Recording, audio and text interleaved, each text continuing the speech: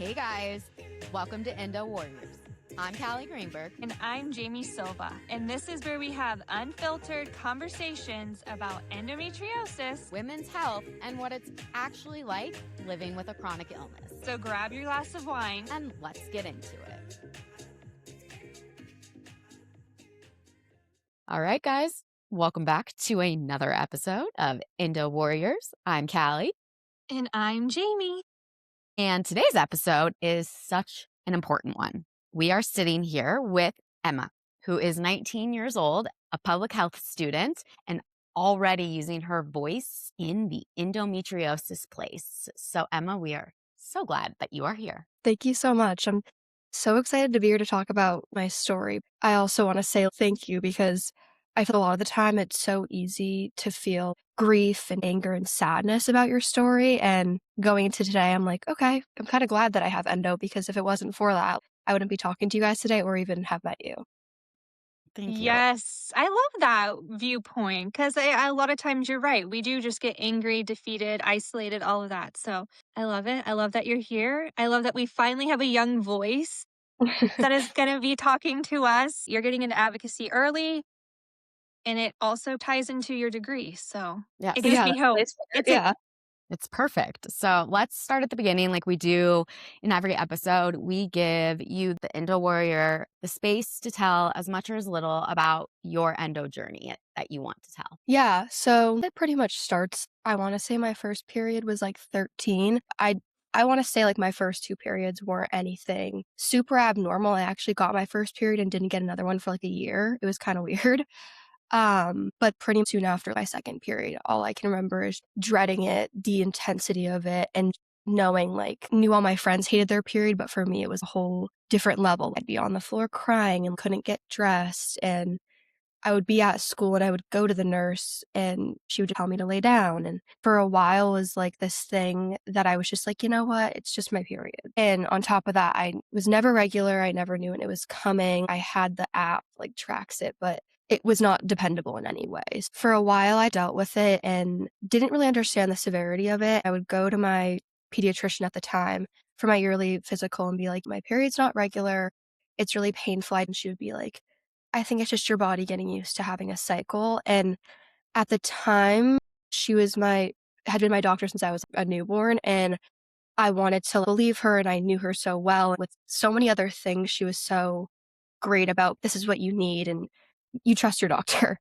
So I would say for a solid 2 or 3 years, she would tell me this is normal. This is how your body is. It's supposed to be painful. Once I got to high school, I would start going to the nurse more and more and more. And she'd be like, you might want to make this a bigger issue because this doesn't seem normal. You're here all the time and you're a good student. I know you're not trying to skip gym class or any sort of testing. This can't be normal. And it started to creep into my brain. And my mom was worried as well, but I was still pretty young and I hadn't done Google search, what's a painful period? And endometriosis came up, but it was listed as if you're not of the age of 40 and above, you're not a candidate. And I was like, okay, I guess that makes sense. I'm too young.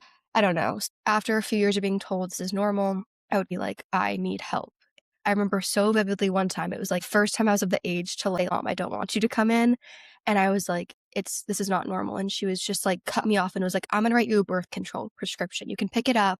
And I remember her writing on the paper that you sit on, showing me how to do it. And I just remember thinking no, I don't want that. That's not what I'm saying to you.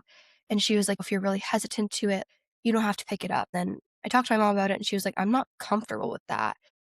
Even if it was ultimately my choice, but I was 14. I don't need to be taking hormones and I don't know what that's going to do to me. So for a couple of years, it would just be the same every year. Take the birth control. And then the most recent year that I went to her, I was 17 or 18. And she didn't even let me start speaking about my period. She was like, I have someone here who's going to give you an implant.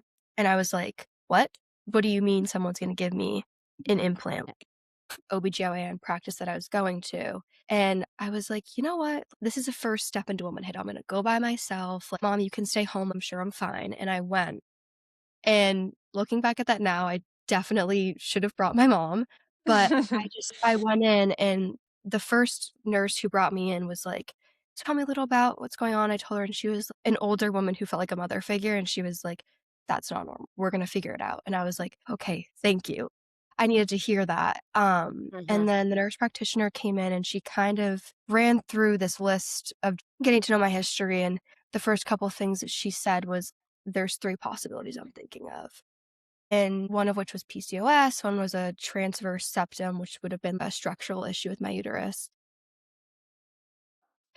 And then the other one was endo. And for this one, we're going to run some blood tests. We're going to do this. The other one, we're going to do some scans and an ultrasound. And if it's endo, that's a whole different thing. We'll come back to that. And she was like, oh, or you could have all 3. And I was like, great. So there was just a lot of words thrown at me, and she was really, really nice and informative. But I literally remember just got in the car and sobbed the whole way home because I was like, what? And she actually did look at me and was like, do you want to have children? And I was like, yes, but I'm 18 or 19 at the time. Whoa. And I want to say from that day on, my brain has just been completely rewired. The worry that kind of sits in the back of your brain when you go into anything with your health at such a young age or any age, there's always so many concerns now that are kind of sitting in the back of my brain that I have to think about. A lot of my friends don't have to think about, which is sad, but it also gave me this maturity that I definitely had, but now it's at a whole different level. So I drove home and I cried and I went to my mom and I was like, you should have came with me. And I ran through everything that was mentioned to her. And within the next day, we were back there getting some scans and blood tests, and then went on vacation. And I had my period. It was in immense pain. I had what I thought was a UTI, but come to find out it wasn't. And I was sick the entire week and also stressed because I'm like, what's going on? So fast forward, I go back, get my results, everything's normal. We were like, okay. And she's like, so you're all set. Just go to pelvic floor PT. Long story short, I was like, I want to speak with the head practitioner here. And I had to set up a consult with her. And she told me, you probably have endometriosis. It's probably on multiple of your organs. I don't recommend surgery, but if you really want that, I can. Because big mention here, when I first met with this nurse practitioner back in July, she put me on birth control.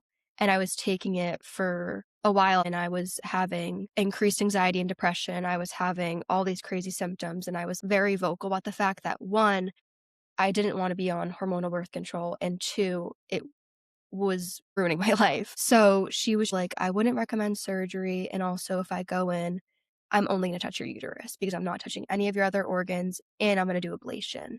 And at the time, me and my parents were not educated on this world and we didn't know what we were walking into and we were deer in headlights. And we thought at the time that that was what needed to do. And for me, I had all this shit growing in my body. I need to know what's going on. Even if she can't get in there and take it all out, I need to know what's going on. So I booked surgery with her for December 8th. I remember it vividly. It would have been this past December 8th. And I was set. I'm going to be home on winter break. I'll be able to heal. I'll go back to school and everything's going to be great. Thankfully, my mom had known a distant friend who has endo and multiple surgeries and gone through IVF. We met with her and I wanted support, but I also wanted someone to talk to. And she was like, there's some red flags, but totally your choice, maybe get a second opinion. So then I was like, wow, I should not be going with this woman. I don't know what's going to happen and I don't want to botch surgery and I don't want to have to be open back up again in a couple of months. From then on, it went into the mode of we need to find somebody. Live near Boston, which has great healthcare, but everyone there is full and it's hard to find someone who does excision and is so specific. And also the whole piece that nobody takes insurance for the surgery. So I had my parents were amazing. They were calling hospitals left and right because I'm in South Carolina at school trying to deal with a million other things. And within a week, I had 3 consults booked. And it was at the time from August to now, while the physical piece of the disease has been the biggest part, my mental health has been impacted so severely. And I think that it's important for people who are dealing with this to seek out help if they need it. I did start seeing a therapist and it was the best thing I ever did. I don't know how my surgery emotionally would have went had I not been meeting with somebody. I had a couple consults booked. My first one was online. It was in November, right before I was coming home for November break. And this guy with this crazy hair gets on the camera and immediately like, thank you. He wasn't questioning me and he'd heard exactly what I needed. And not that it's the hugest thing, but his bedside manner was amazing. He made me feel really It's a huge thing, comfortable. actually. And in terms of Let's like, not push that to the side because bedside manner when it comes to a doctor, especially when you're dealing with this type of disease where they're checking very intimate parts, mhm. I would say that it's probably one of the most important things that the surgeon has bedside manner. Yeah, and I've noticed too that with real true excision specialists, like that is another way that I can usually gauge by talking to them because they're so compassionate and they do validate you versus you're just run of the mill GYNs. You can tell they're uncomfortable, they just blow you off, or their bedside manner does lack. And these true excision specialists, they know They what we get are it. going through, so they put in that extra. They can't get too emotionally involved because this is what they do for a profession, but they need to be, compassionate and validating. I think that some doctors struggle finding a balance. Mhm. Yeah. It was the first doctor that I had been with that was informative and educating me thoroughly on what was potentially going on in my body, what he suspected. And he was witty. It was just a great interaction. And so we wrapped up the call, and I was so dead set on getting surgery over my winter break because I couldn't afford to miss any classes because I'm in a rigorous major and this needs to happen. I can't wait till summer, but I understood that that's unrealistic. So he was like, right now I'm booking out till April. And I knew I would maybe have to work through the fact that my timeline wasn't going to be perfect. And he was like, but I'll have my woman who does my scheduling call you in 10 business days. He's like, maybe I can work something out. And the next day, his scheduling woman calls me and is like, we can get you in on December 10th. And I was like, what? And it was just honestly like the overwhelming emotions of just relief. I'm going to get the help I need and I'm going to have answers was just, I can't explain it. I know that surgery is going to be what it's going to be, but my answers are coming because the hardest thing through all of my journey was that people looked at me and knew something wasn't right, but they couldn't tell me what, they couldn't tell me how they would figure it out. And I just had to live with like, okay, there's something wrong going on in my body, but like, I might not figure it out for a while, or I can take medication to like help with it. Mhm. So Can I pause real quick? yeah, Because I want to call out a lot of things actually that I think is important for our listeners. And that's giving yourself a lot of props because you pushed back and challenged and stood up for yourself because you knew something wasn't right. And at that age, not having the language or challenging a professional in the medical field, it can feel very intimidating. I think that's part of the problem. We are silenced because these are the professionals and what they say is golden. And I want to say, Emma, for you to have that intuition and not push it aside and actually do your own research, have your parents help you. That is progress because Jamie and I, when we were growing up, you did not challenge a doctor. No way. So yeah, good on you.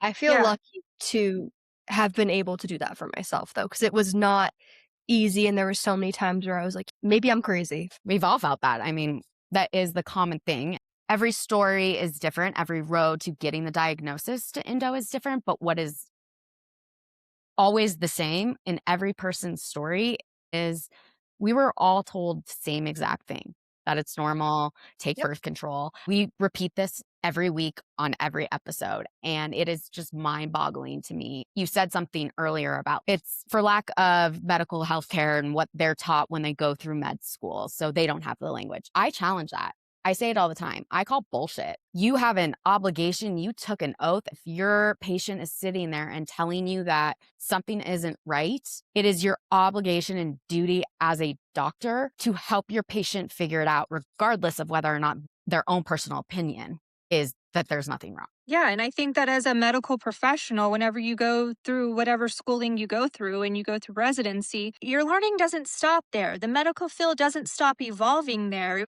Treatments, everything, research, nothing stops. It doesn't stop when you stop residency, it continues. And I find that to be professionally wrong. If you are a GYN right now and you do not know what endo is, Are you living under a rock? Seriously, do you live under a rock? Because literally in the past at least 2 years, it has really, really taken off. Mhm. So if you are still treating women in diminishing pain and still handing out birth control, come on, Okay. It's pick just up a not. book, Yeah. I mean, Google it, it is not the job anything. of the patient to tell the doctor, I think I have endo. And I looked it up and my symptoms line up with that. No patient should have to educate their doctor on this disease. It's awful. It's sad. It really It's so is. So, sad. I probably never even mentioned this, but the first person that ever mentioned it to me that you might want to ask your doctor about this was my pelvic PT. She was like, just from what I'm feeling and how you're reacting, I think you have endo.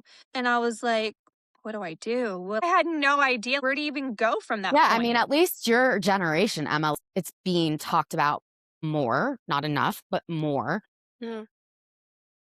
When you hear endo, it's not a foreign language. Whereas for Jamie and I, and a lot of other who are at our age group, millennials, that was not something we grew up or was out there. The first time I heard it, the only thing I had to go off of was I knew Lena Dunham had it because she wrote an article about it in a magazine. And I read it and I felt I was reading my story, but I thought, I don't have that because, of course, my doctors would tell me if I had that, and they're telling me I'm fine. Yep.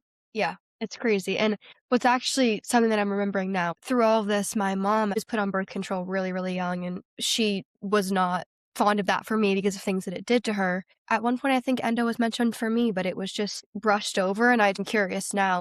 She could have it. Who knows? And I Mhm. think I feel really lucky to be having endo at the time that I do because things are changing and evolving so much, and there's more specialists out there.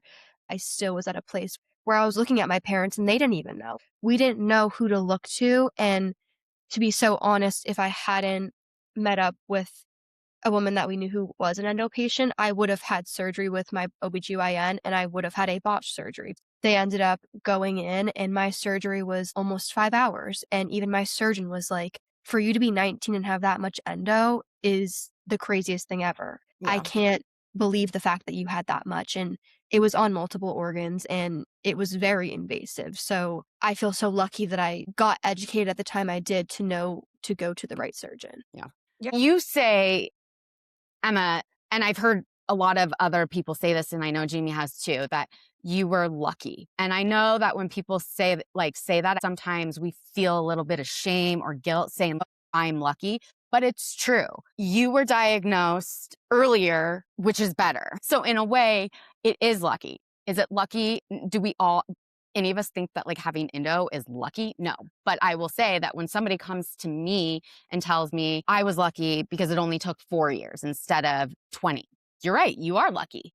Yeah, coming out of surgery, I think the craziest thing for me, and it was just, I was prepared as much as I could be for surgery, but just the emotions that overcome you. And even immediately when I came out, they had to put me back to sleep almost because I was in just so much pain. And like, I think 15 different times I asked the nurse, did they find it? Did they find it? My surgeon looked at me after he like told me multiple times and was like, if you were 30 and you came in, this would have been a different story. You might have needed a Mhm. hysterectomy. Like, I'm so lucky that I didn't have a botched surgery. I'm so lucky that I got all this out of me when I did. There's so many girls who are in my shoes who either don't have supportive parents, who don't have the means to get the right care, who can't afford surgery. There's so many different aspects to it. So I do constantly find myself saying I am so lucky because endo sucks.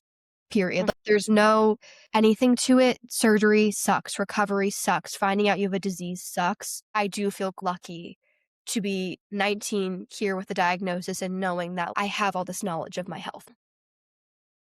I'm blown away at the amount of surgeries some of these women have, Ugh. and these OBGYNs just keep doing it. Does a red flag or a light bulb not go off in your head to be like, oh my God, this lady's on her 5th surgery in 6 years? Doesn't add up. As a nurse, that's not right. Something's wrong if we're having continuous surgeries on the same issue. Yeah.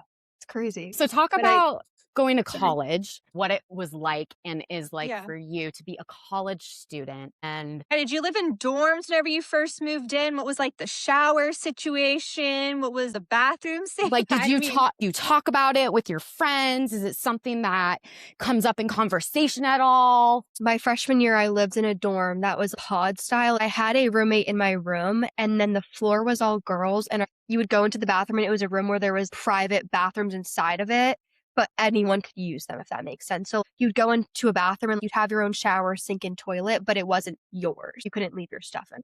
So that was definitely a struggle. There's times when I would be on my period, and I would just want to sit in my bed in my underwear and be in the weirdest positions because I'm in so much pain, or I would just be sobbing on the phone or whatever it was. And that was definitely a little bit uncomfortable. At the time, I was not really talking to my friends about it. I would say, I'm on my period this week and I probably can't be super social. And I think I understood that my period was painful, but I was hesitant to share a whole lot.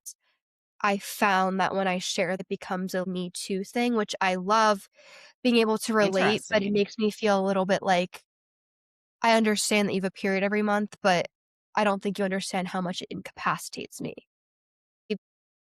A little bit of a rub. And then this year, I'm in an apartment. I have my own room, my own bathroom, roommates, and we share living rooms. My mental health started to really decline because of all of it. My fall semester was probably one of the hardest periods in my life. I was having these huge blood clots, and I would take pictures of them, and then and my friends would be like, I want to see because I want to understand. So, I love that. and yeah, I'm closer to these people. I've known them for so long. So I've been very candid. There's definitely been times where it feels, I don't want to be the girl who's always talking about endo, but fall semester, I was definitely very open and real and raw with a certain select friends. I'm in this position where I'm 19 and I'm having to make decisions about my reproductive health or just my health overall. And I'm having all these worries about these things that could or couldn't happen to me. And then I went home for surgery for Christmas break and I got it December 10th. And the just outpour of love that I got from people, for me, my family is my everything, but it was so hard to share candidly what was going on with. It wasn't until a couple weeks before surgery that I sent out a text being like, this is happening. And I finally feel like when I let light in on my story and what was going on, I felt this outpour of love that I always knew I was going to get. But I was so shocked that I was so able to let in help because for the Yeah. longest time, I just wanted to fight through it myself. But surgery happened and my mom was pulling at my pants. My mom was helping me to the bathroom and I felt so helpless, but I was just letting that in. And it was really easy for me to be able to let people see me in this terrible time. So throughout all of recovery, all my friends were very good about reaching out to me. And ones who were at home would come over and I was very real and raw about what was going on. My friends who were in college, who were from home, they came over one night when I was feeling better. There was 8 of us and we just sat upstairs and one of them was like, "So tell us how everything went." And I sat there and for an hour just told them my story. It was the most powerful moment in my whole journey because I was sitting in a room full of girls and women that I've known my whole life and they're finally getting to hear this whole story. And I'm trying to leave them with this message. We're women and we need to be given proper care. But if something isn't right, don't just be okay with it. You need to advocate for yourself, unfortunately, but it's really easy for people my age not to go against authority. Mhm. Not that you have to go against authority. Something's wrong with me. After that talk with them, my wheels kind of got spinning because I was at home for so long. I had to extend my return to college in the spring semester because my healing was a lot more than I thought it was going to be. And mentally, I was not in a place to come to South Carolina and live on my own again. And my brain just started turning. This had to have happened to me for a reason. It's awful, but I have this story and I need to do something with it. Even if it's to 2, 3 people, I need to find some way to make this something so that I can help anybody else out there who is in my shoes and might have fears of any kind. I started playing with ideas of creating this Instagram page and I did, and I'm slowly building it. And it's become this little baby project of mine. And now that I'm back at school, it comes easier for me to talk about my Yeah. journey because I have a name to it. Now I have this disease, it was this bad, and this is what happened. So talking about it is so much easier. I don't care who knows, I don't care who I tell, and Exactly. I'm proud to tell it because I got through this. Yeah. you Exactly. absolutely did. Yeah. I also, you are doing what Jamie and I are doing as well, turning pain into purpose to help future generations. And you are in college studying public health. I don't think that's random. It's very intentional. Mhm. I was always a nursing major and I applied to the nursing school during surgery. I ended up not getting in. I think it all happened for a reason. It's starting to connect now. I had to come back to school late. I couldn't have done that if I was in nursing school. So now I'm public health and I'm planning to get my master's in nursing after school.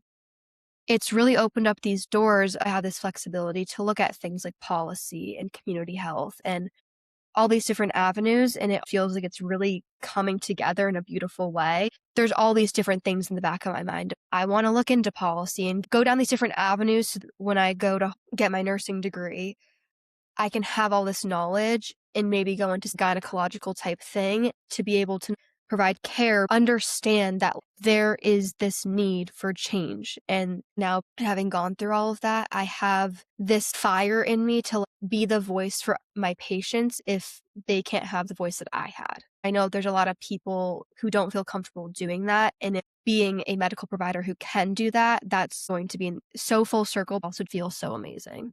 Absolutely. So is that the moment where you were like, okay, this is only not my personal health issue. This is a public health issue that I need to go after, or I need to, It was definitely the shift of this is happening to millions of women and not even just endo. Women's health is overlooked in every single aspect. And that is something that is so infuriating to me. It's 2026. Let's get a Yeah. grip. So for you, I mean, since God, I don't even want to say how long it's been since I've been on a college campus, but have you seen anything where there is a lot of public knowledge or people wanting to put it out there about period health, about reproductive health, women's health? In small ways, but no, not in the scale that it needs to be. There'll be events that clubs will have that'll do period packing and they'll make period product bins that they'll put in the bathrooms and stuff, but that's it. There's no big anything of that sort. whenever you came home from your surgery and then you started opening up, did people know what endo was? Or were they like, what's that? Because I know endometriosis, it sounds some prehistoric dinosaur or something.